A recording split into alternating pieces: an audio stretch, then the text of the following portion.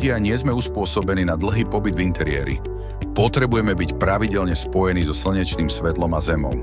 Keď sme dlho v interiéri, naše telo nemá dostatok červeného svetla ani elektrónov a je neustále bombardované žiarením z technológií, čo zhoršuje prácu mitochondrií, vyčerpáva nás a vyvoláva chronický stres.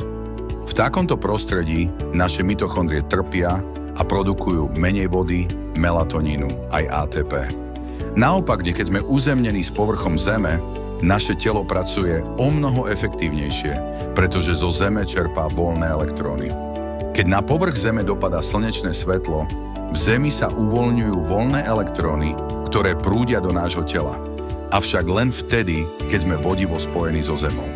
Vždy je najlepšie nájsť si prírodný povrch, ako napríklad tráva, les či park, a byť úplne bosý. No v modernom ručnom svete, kedy je čas vzácny, môžete využiť aj uzemnené barefoot topánky mitochondriak, vďaka ktorým môžete byť bosí, aj keď ste obutí. Keď sme uzemnení, naše telo pracuje efektívnejšie, podobne ako spotrebiče v domácnosti. Pracuje nám lepšie cirkadiánny rytmus, máme dostatok elektrónov a dokonca ľahšie zvládame aj stres vrátane umelého žiarenia, ktoré je všade okolo nás. Snažte sa preto tráviť každý deň aspoň pár minút vonku, spojení so Zemou. Najlepšie ráno, keď vychádza slnko.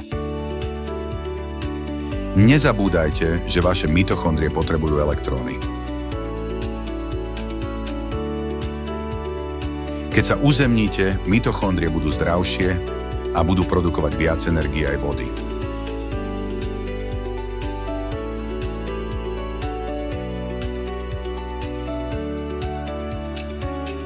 Preto my nielen optimalizujeme zdravie, my žijeme ako mitochondriaci.